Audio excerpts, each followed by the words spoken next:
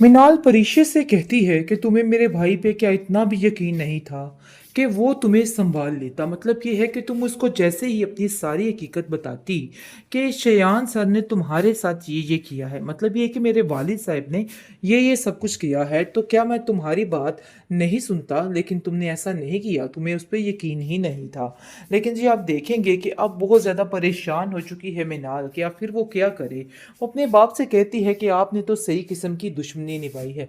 मुझे तो यकीन ही नहीं आ रहा कि आखिर कोई बाप ऐसा कैसे कर सकता है। ये सारी चीज़ें देख के तो ऐसा लग रहा है कि जैसे आप हमारे सगे हैं ही नहीं। जिसको सुनकर वो कहता है कि जो हुआ मुझे इस चीज़ का बहुत ज़्यादा अफसोस है और वाक़ई में मैं बहुत ज़्यादा परेशान हूँ। लेकिन बार-बार इन चीज़ों को साबित करके ये सब कुछ तुम क्या करना चाह रही हो? देखो बारी को तुम अभी सँभालने की ज़रूरत है। ये सारी बातें बाद में होती रहेंगी। लेकिन वो साफ-साफ कह देती है कि आपने जो किया है ना उसके साथ, इस चीज़ की सज़ा तो आपको मिलकर ही रहेगी। क्योंकि अगर परिचय की शादी ना हुई बारी के साथ तो कभी भी आप अपने आप को माफ़ नहीं कर सकते हैं।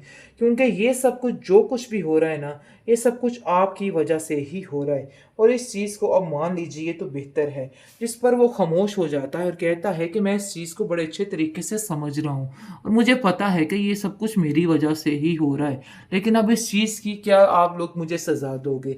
क्या मुझे जान से मार दोगे? लेकिन जी आप देखेंगे कि परिशे को जैसे ही बारी की ये हालत का अंदाज़ा होता है तो परिशे ज़ारों कतार रोने लग जाती है और कहती है कि आखिर ये सब कुछ कैसे हो गया? लेकिन उसको समझाने की मिनाल कोशिश करती है कि जो कुछ हुआ है लेकिन अभी भी तुम सब कुछ ठीक कर सकती हो, सब कुछ ठीक हो जाएगा। देखो हमें सारी असलियत का पता चल चुका है कि आखिर क्या हुआ और क्या नहीं। इस पर परिशा खामोश हो जाती है और कहती है कि मैं इस बात को दोहराना नहीं चाहती थी और किसी भी तरह से कुछ भी नहीं करना चाहती थी। मैं चाहती थी कि बाप बेटे का प्यार हमेशा के लिए बना रहे, क्योंकि ये सारी चीज़ें मैंने अपने हाथों से देखी हुई है और अपनी आंखों से इन सब चीज़ों को फेस किया। कहती है कि मुझे काफ़ी ज़्यादा अफसोस है इस चीज़ का, जो कुछ भी हुआ सो हुआ। लेकिन अब मैं ऐसा कुछ भी गलत नहीं होने दूंगी। बारी तुमसे ही शादी करेगा चाहे जो मर्जी हो जाए। जिस पर वो कहती है कि नहीं मैं ऐसा नहीं कर सकती। जिस पर मिनाल काफ़ी ज़्यादा शर्मिंदा होगी और कहेगी कि नहीं भाई मुझे सारी हकीकत का पता चल चुका है। देखो तुम ऐसा मत करो और ऐसा मत सोचो, अपने दिल से ये सारे वहमो गुमान निकाल दो, क्योंकि जो कुछ होना था सो हो गया है। बस तुम्हें अब बारी के लिए दुआ करनी है, क्योंकि वो ज़िंदगी मौत की कश्मकश में पड़ा हुआ है। जिस पर वो कहती है कि कुछ नहीं होगा बारी को, क्योंकि बारी ने कभी कुछ गलत किसी के साथ किया ही नहीं है। ये सारी बातें जाकर वो अपनी माँ से बताती है। माँ को कहती है कि ये सारा मसला हुआ है और बारी की ज़िंदगी बहुत खतरे में है। उसकी माँ उसके लिए काफ़ी दुआएं करती है और कहती है कि बेटा फिक्र मत करो, बहुत जल्द सब ठीक हो जाएगा, तुम्हें परेशान होने की कोई ज़रूरत नहीं है। देख लेना वक्त और हालात दोनों एक जैसे हो जाएंगे और बेहतरीन हो जाएंगे। बारी बहुत जल्द ठीक होकर अपने घर लौट जाएगा। लेकिन उसको अंदर ही अंदर इस बात की टेंशन खाई जा रही है कि आखिर इन लोगों ने कॉल पर ये सब कुछ क्या किया, और उम्मीद तो है कि वो लोग अब कॉल करके इनकार करने वाले हैं जिधर परिचय का रिश्ता तय हुआ था। क्योंकि जो रुमैसा ने सारा कहानी बनाकर आगे पेश की है ना, उसके बाद उसका अंजाम, उसका रिजल्ट यही निकलना है कि उन लोगों ने इस चीज़ के लिए मना कर देना है। मतलब ये है कि परिचय का रास्ता खुद ही साफ होने वाला है। परिचय लाख कोशिश कर रहे लेकिन फिर भी उसकी शादी बारी से ही होने वाली है। फिलहाल तो बारी की टेंशन लग चुकी है उसकी माँ को और कहती है कि बेटा बस दुआ करो बारी ठीक हो जाए। मुझे तो समझ ही नहीं आ रही कि आखिर मैं सब कुछ कैसे ठीक करूँ। एक तरफ अलीज़े की परेशानी है और एक तरफ अब बारी की टेंशन है। हमारे ऊपर तो आए दिन ऐसी परेशानी और क़यामत टूट पड़ी है कि मैं खुद इस चीज़ को नज़रअंदाज नहीं कर पा रही कि ये सब क्या हो। बेहतरीन ड्रामा सीरियल रहमत के इस एपिसोड में आप देखेंगे कि अब जाकर हर चीज़ की समझ आ चुकी है और हर चीज़ अपनी आंखों से देख ली है कि उसका बाप किस कदर घटिया हरकतों पे उतर आया, सिर्फ और सिर्फ अपनी बात मनवाने के लिए। ये बात उसको काफ़ी परेशान और काफ़ी हैरान कर दी और उसको इतना दुख लगा कि बस वो हॉस्पिटल में पहुंच गया। नाज़रीन जैसा कि आपने देखा कि उसका बाप अपने भाई के साथ मिलकर किस तरीके से वावेला मचा रहा था कि देखो कैसे मैंने इमोशनल ब्लैकमेल किया अपने बेटे को और मेरे मेरे बेटे ने मेरी बात मान ली। मैं तो खुद हैरान हो गया कि आखिर ये सब कुछ क्या हुआ है। लेकिन जी आप देखेंगे कि आगे से साफ-साफ और कोरा जवाब दे देता है कि बस हमें जल्द ही ये सारा कुछ कर लेना चाहिए, क्योंकि मुझे नहीं लगता कि बारी इस काम के लिए अब थोड़ी यानी कि देर करनी चाहिए। बारी के लिए ये काम जितनी जल्दी हो सके हो जाना बहुत ज़्यादा ज़रूरी है। ये सब चीज़ें बारी सुन लेता है और काफ़ी ज़्यादा हैरान हो जाता है और ऐसी बात दिल पे लेता है कि बेचारा अस्पताल पहुंच जाता है। खैर जी, आप देखेंगे कि मिनाल अपने बाप को इस चीज़ का कसूरवार ठहराती है और कहती है कि मैं तो सोच भी नहीं सकती थी कि आप इतनी घटिया हरकत भी कर सकते हैं।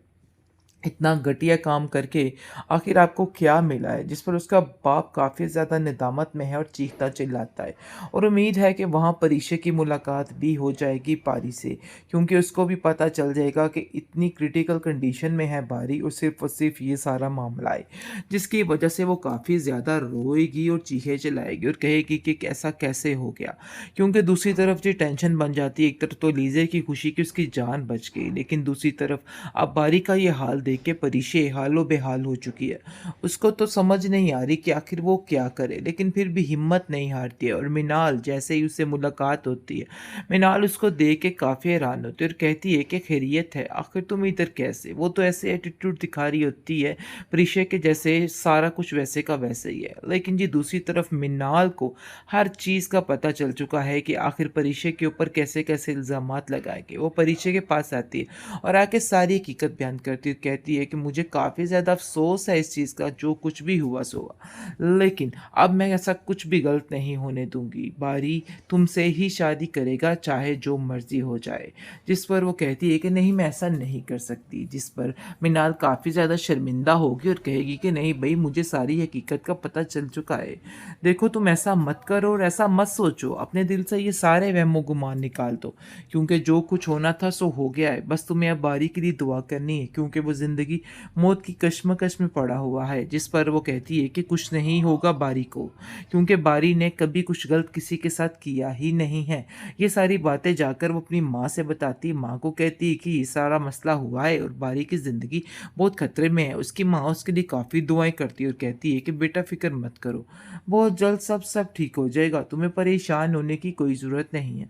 देख लेना, वक़्त और हालात दोनों एक जैसे हो जाएँगे और बेहतरीन हो जाएँगे।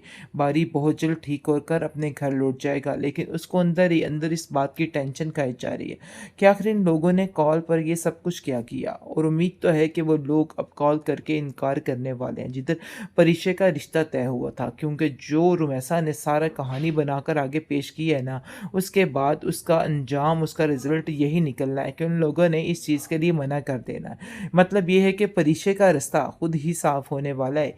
परीक्षा लाख कोशिश कर रहे, लेकिन फिर भी उसकी शादी बारी से ही होने वाली है।